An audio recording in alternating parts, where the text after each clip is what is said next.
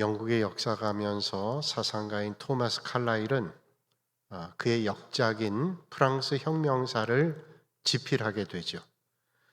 그 프랑스 혁명사 초고를 다 마치고 난 다음에 그의 아주 친한 친구였던 철학자인 존 스튜어트 밀에게 그 원고를 보내면서 꼼꼼하게 좀 살펴봐 달라 그렇게 부탁을 합니다. 그리고 며칠 뒤에 청천벽력과 같은 소식을 듣게 되는데 그 스튜어트 밀 집에 하녀가 그 원고를 폐지인 줄 알고 그만 난로에 불쏘시개로 썼다는 거예요. 다 타서 없어지게 됐습니다. 정말로 하늘이 무너지는 것 같은 그런 충격을 받았습니다. 며칠 동안 몇 날 동안 집 밖으로 나가질 못하고 그 수년 동안의 수고가 헛수고가 됐다는 그런 마음 가운데 있었습니다. 그러다가 어느 날 창밖을 내다보는데 석공이 벽돌을 쌓는 것을 보았습니다. 한 장 한 장 쌓는 것을 보면서 이렇게 깨달았습니다. 그래, 한 장씩 벽돌 쌓듯이 다시 쌓으면 되지. 그동안 집을 지었던 것처럼 다시 한 장씩 벽돌을 쌓는 마음으로 쓰면 되겠다. 그 다음에 다시 씁니다.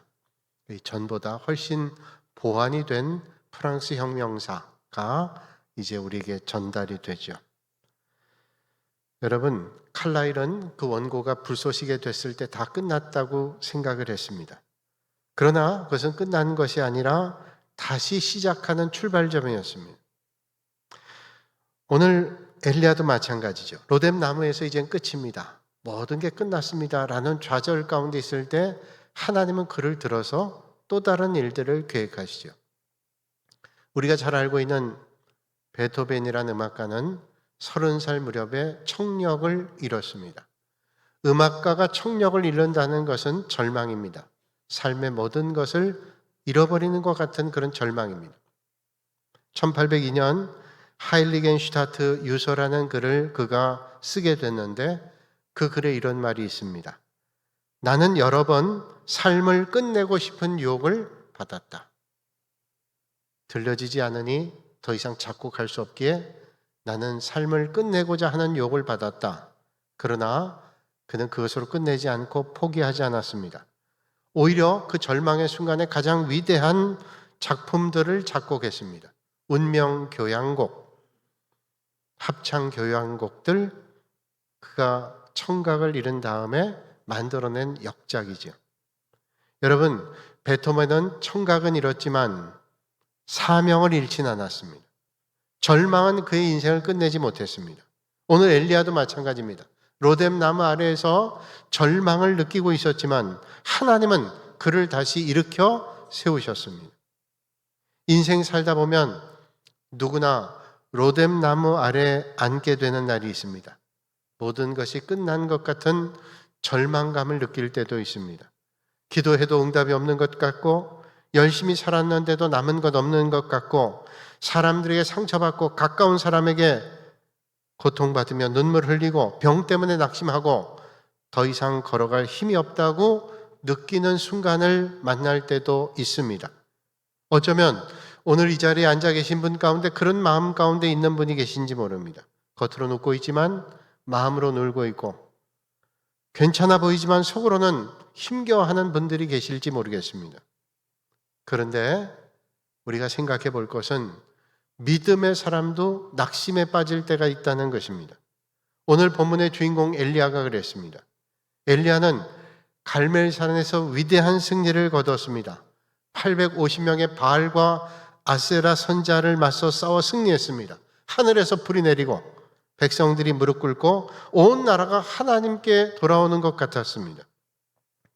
그런데 그런 큰 승리를 끝낸 다음에 만났던 순간이 오늘 말씀입니다. 그 승리의 장면 다음의 장이 오늘 말씀입니다.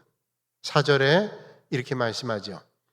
자기 자신은 광야로 돌아가 하룻길쯤 가서 한 로뎀 나무 아래 앉아서 자기가 죽기를 원하여 이르되 여호와여 넉넉하오니 지금 내 생명을 거두시옵소서. 이게 무슨 말씀입니까? 죽겠다는 겁니다. 하나님 여기서 나를 죽여달라고 하는 거예요. 지금 바알과 아세라 선지자 850명과 큰 승리를 거두었던 그가 이제는 광야길로 들어가서 로뎀 나무 아래 앉아서 하나님, 내가 지금 죽으면 좋겠습니다. 하나님께 죽기를 간구하고 있다는 거예요. 왜 그랬을까요? 오늘 말씀에 의하면 아합 왕이 그의 아내 이세벨에게 바알과 아세라 선지자 850명이 엘리야의 죽음을 당했다는 소식을 전했습니다. 그러니까 이세벨이 안갚음을 하겠다고 이를 가르며 사람을 보낸 그런 이야기를 말씀해 주고 있습니다. 미국의 16대 대통령 에이브람 링컨 대통령은 미국의 역사상 가장 위대한 대통령 가운데 한 사람입니다. 그러나 그의 인생은 성공만 한 것이 아닙니다. 그는 선거에도 여러 번 실패했고 사업에도 실패했고 그의 약혼녀는 세상을 떠나고 심한 우울증을 겪기도 하고 마음의 고통을 갖기도 했습니다.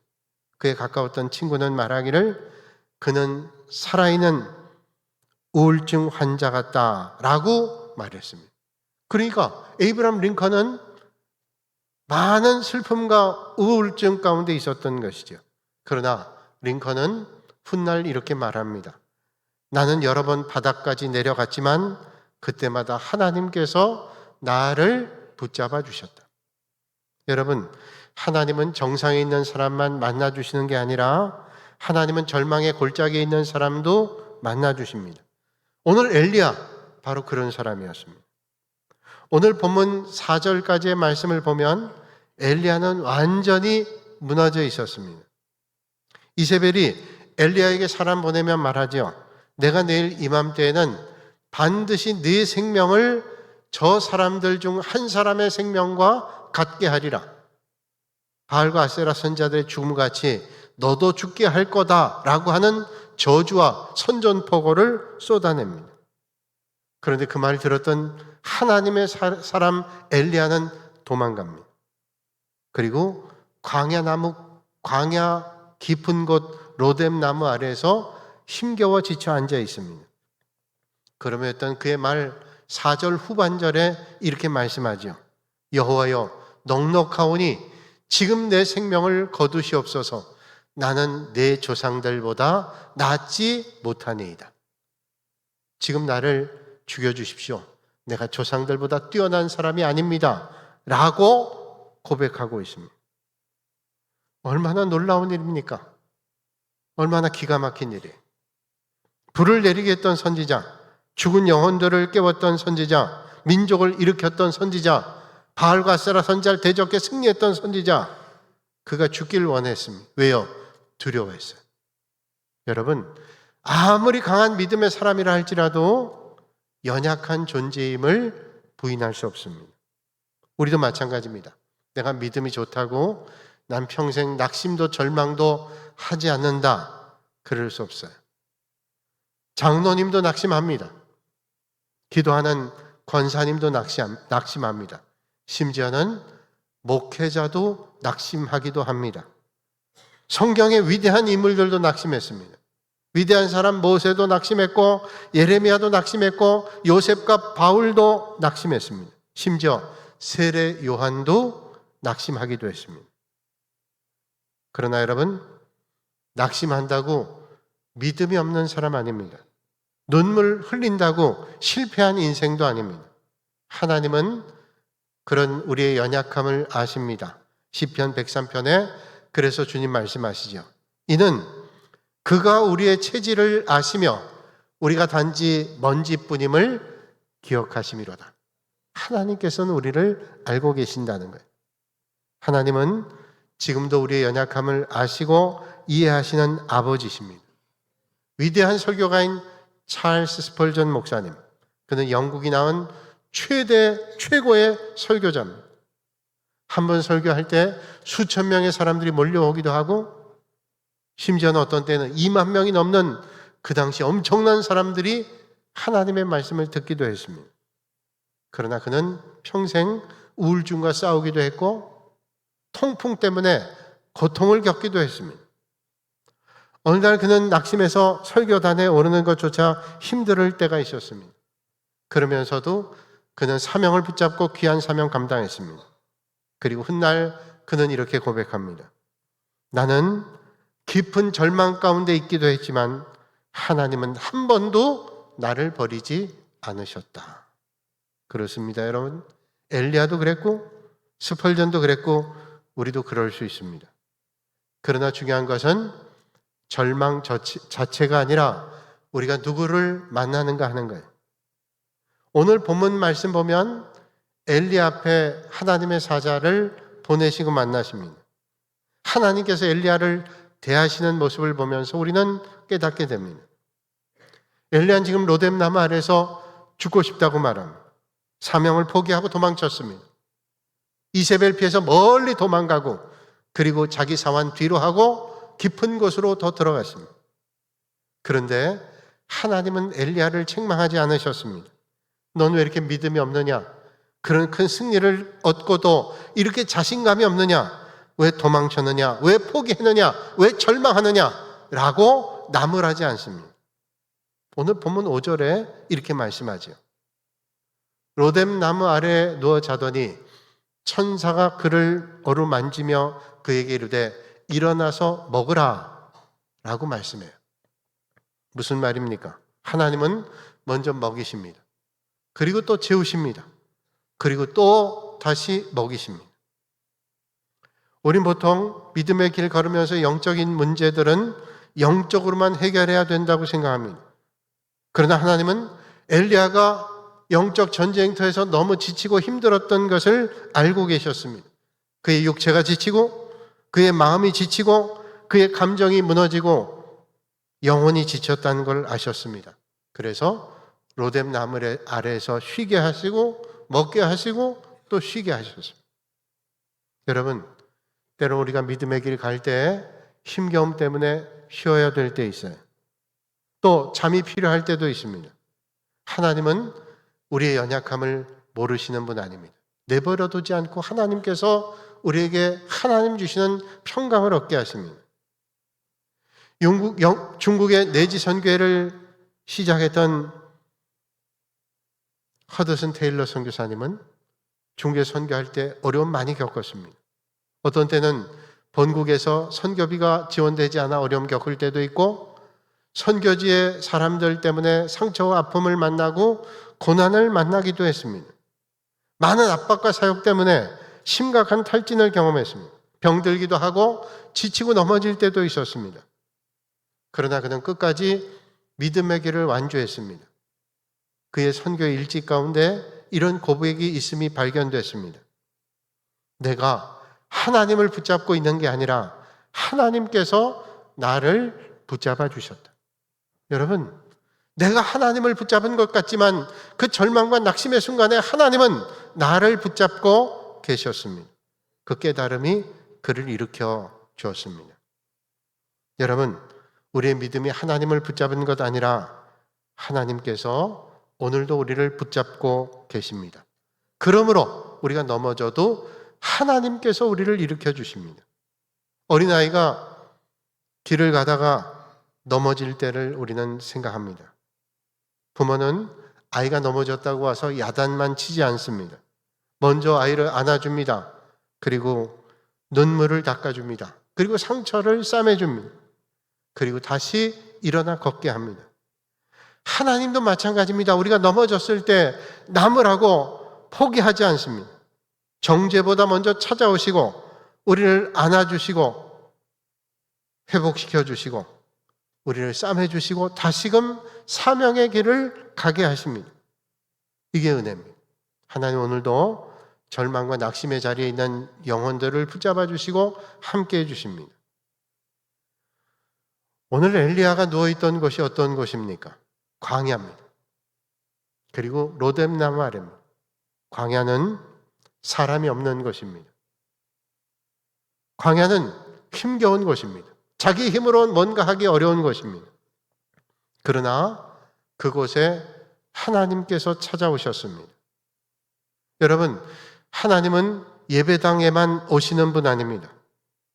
육신의 질고 때문에 병원에 있을 때도 주님 찾아오시고 수술실 앞에 있을 때도 찾아오시고 사업의 실패 현장에도 찾아오시고 실직의 자리에도 찾아오시고 눈물 가운데 있는 그 자리에 주님께서 찾아오시고 만나 주십니다. 우리가 가장 외롭고 힘겨울 때도 주님은 우리를 찾아와 만나 주십니다. 코리텐 붐이라고 하는 여인이 있죠. 주는 나의 피난처라고 하는 아주 유명한 책 있습니다. 거기에 그의 삶의 신앙의 여정을 간증하고 있는데, 그는 유태인을 도왔다는 이유 때문에 그의 가족이 다 붙잡혀가고 자기도 붙잡혀갔습니다. 고문당하기도 하고 그의 가족들은 죽기도 하고 어려움을 만났습니다. 훗날 그 고난을 겪고 난 다음에 하나님만이 나의 피난처가 된다고 고백하며 이런 말합니다. 당신이 너무 깊은 절망 가운데 빠져 있다면 그것이 바로 하나님의 팔이 닿는 자리임을 기억해야 됩니다. 내가 지금 깊은 절망길에 빠져 아무도 없다고 생각하는 그 순간에 하나님의 팔이 닿는 자리다라는 것을 잊지 말라는 거죠. 여러분, 절망의 깊이가 하나님의 사랑의 깊이보다 깊을 수 없습니다. 고난의 골짜기가 하나님의 손길보다 깊을 수는 없습니다. 하나님 지금도 우리의 광야를 알고 계시고 우리를 인도하십니다. 다니엘은 사자굴에서 하나님 만났습니다. 요셉은 깊은 감옥에서 하나님을 만났습니다. 요나는 물고기 뱃속에서 하나님 만났습니다. 바울은 감옥에서 하나님 만났습니다. 엘리야는 힘겨운 광야 로뎀 나무 아래서 지쳐 있을 때 하나님을 만났습니다.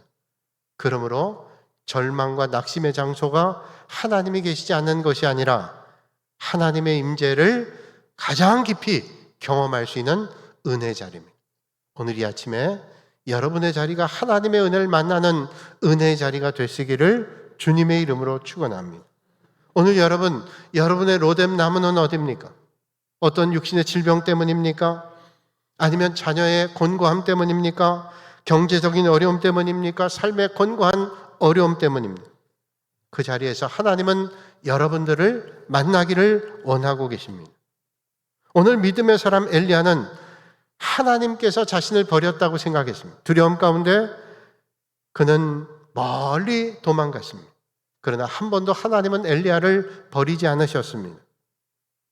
하나님이 침묵하시는 것처럼 느껴지신다면, 기도가 응답하지 않는 것처럼 느껴지신다면 그 순간 엘리야를 떠올리시고 어떤 절망의 순간에도 찾아오시는 주님의 은혜를 놓치지 않으실 수 있기를 바랍니다. 하나님은 오늘도 우리를 붙잡고 계십니다.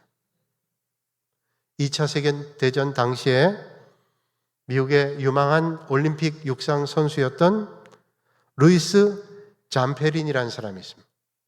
2차 세계대전에 참전했습니다.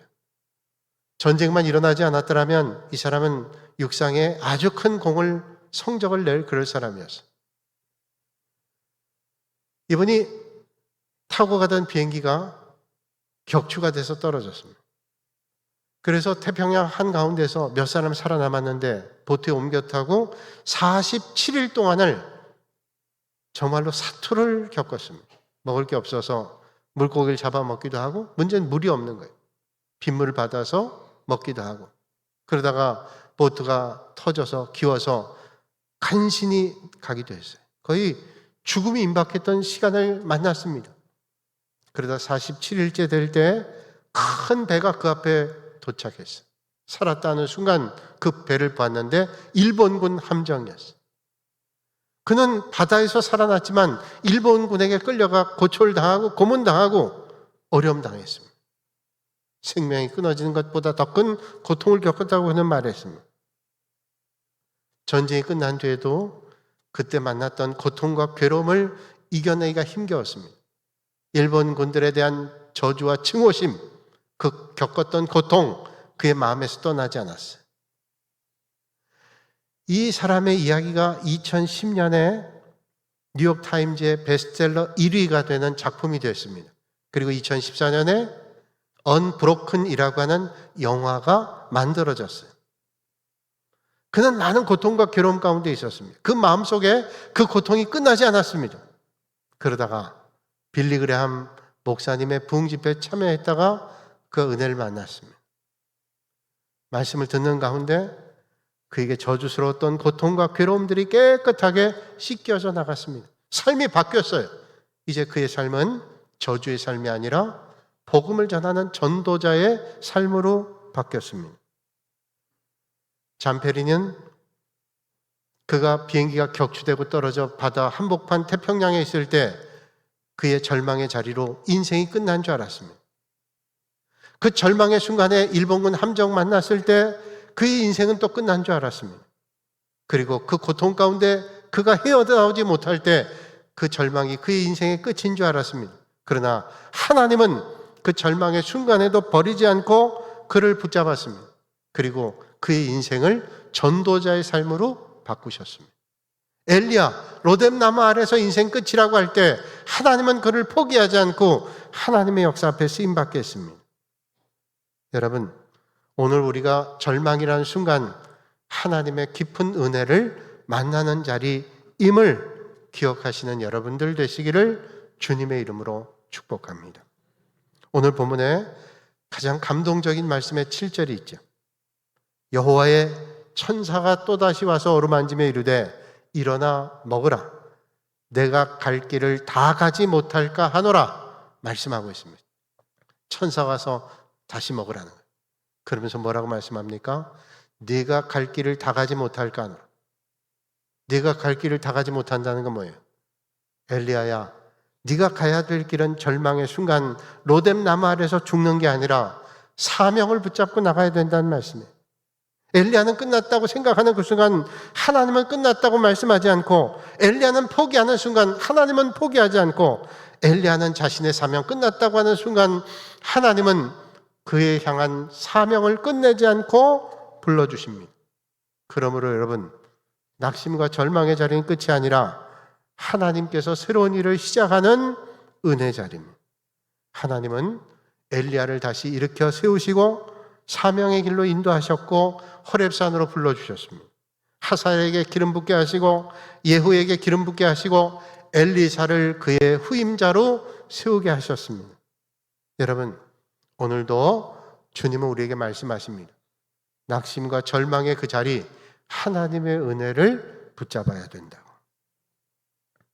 찬송가 가운데 내 평생에 가는 길이라는 찬송이 있습니다. 많은 분들이 부른 찬송이죠. 이 찬송이 실제로 배경이 된 이야기가 있습니다. 시카고에 아주 유명한 변호사였던 호레이쇼 스태포드라고 하는 분이 있는데, 이분은 1871년에 시카고에 큰 불이 일어났습니다. 시카고 대화재라고 하는 일이죠. 그때 그의 재산 다 잃었습니다. 집 다 불탔습니다. 그가 경영하던 회사도 불탔습니다. 그리고 어려움을 겪고 있는데 얼마 안 돼서 그의 아들이 전염병으로 세상을 떠나게 됐습니다. 그의 아내와 4딸이 더 있었는데 큰 고통 겪었습니다. 아들의 죽음 앞에서 헤어나오지 못하고 있는 아내에게 유럽에 가서 몇 달이라도 좀 쉬고 오라는 말을 권했어요. 그래서 그 아내가 받아들이고 이제 배를 타고 4딸을 데리고 유럽을 향해 갔습니다. 그런데 유럽을 향해 가다가 풍랑을 만나서 배가 뒤집어졌어요. 몇 사람 건져냈는데 아내는 살았는데 4딸은 다 죽었습니다. 아내는 남편 스태포드에게 전보를 보냈습니다. 다 죽고 나만 살았습니다. 그 전보를 받은 스태포드는 절망감 느꼈습니다. 그러나 그 아내를 데리러 가기 위해서 배를 타고 태평양을 지나다가 그 아이들이 빠진 바다를 지나게 됩니다. 이 바다에는 4딸이 잠겨있다는 생각하니 절망감이 그를 떠나지 않았습니다. 하나님 앞에 통곡하며 울부짖었습니다. 통곡하며 울부짖는데 도저히 이해할 수 없는 평안이 그의 마음에 사로잡았습니다. 그를 일으켰습니다. 아들 전염병 죽고 4딸 바다에 수장돼 죽었던 그 고통의 순간에 하나님께서 그 마음에 평안함을 주셨습니다. 그 평안함을 스태포드는 이렇게 노래했습니다. 내 평생에 가는 길 순탄하여 늘 잔잔한 강 같든지 큰 풍파로 무섭고 어둡든지 나의 영혼은 늘 편하다. 저 마귀는 우리를 삼키려고 입 벌리고 달려와도 주 예수는 우리의 대장 되니 끝내 싸워서 이기겠네. 내 영혼 평안해. 내 영혼 평안해. 그는 절망의 순간에 하나님을 붙잡았습니다. 그리고 그는 고백하죠. 하나님은 내 자녀를 데려갔지만 내 믿음까지는 가져가지 않으셨습니다. 여러분, 절망은 하나님을 떠날 이유가 아니라 더 깊이 만나는 은혜의 자리가 되어야 됩니다. 하나님은 절망의 자리도 함께 하십니다. 1914년 겨울에 유명한 발명가 토마스 에디슨은 그가 운영하던 실험실이 다 불에 타버렸습니다. 수십 년 동안 연구했던 장비와 자료들이 하루아침에 물거품이 됐습니다. 피해 엄청났을 것이고 사람들은 생각하기를 에디슨의 인생은 이제 끝났다. 에디슨의 발명 인생 끝났다. 그렇게 생각했습니다. 그런데 그때 에디슨은 그의 아들에게 이런 말을 했다 그러죠. 어머니를 불러하라. 이런 장면은 다시는 볼 수 없는 장면이야. 그 불타는 장면을 보며 어머니를 불러왔다. 그가 그 다음날 자리를 털고 일어나 이렇게 말했습니다. 우리의 모든 실수는 불타 없어졌지만 이제는 다시 새롭게 시작할 수 있는 기회가 됐다.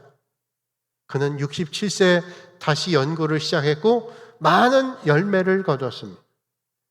여러분, 사람은 끝이라고 말하지만 하나님은 다시 시작하라고 말씀하십니다. 엘리야의 로뎀 나무는 끝이 아니라 하나님을 만나 절망의 자리가 사명의 자리로 바뀌는 겁니다. 오늘 우리가 만나는 어려움이 있다 할지라도 그 어려움 통해서 하나님의 은혜를 만나시는 여러분들이 되시기를 주님의 이름으로 축원합니다.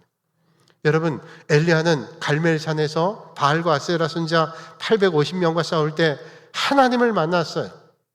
그런데 여러분, 더 깊은 하나님은 로뎀 나무 아래에서 절망 가운데 있을 때 찾아오신 하나님을 만났습니다.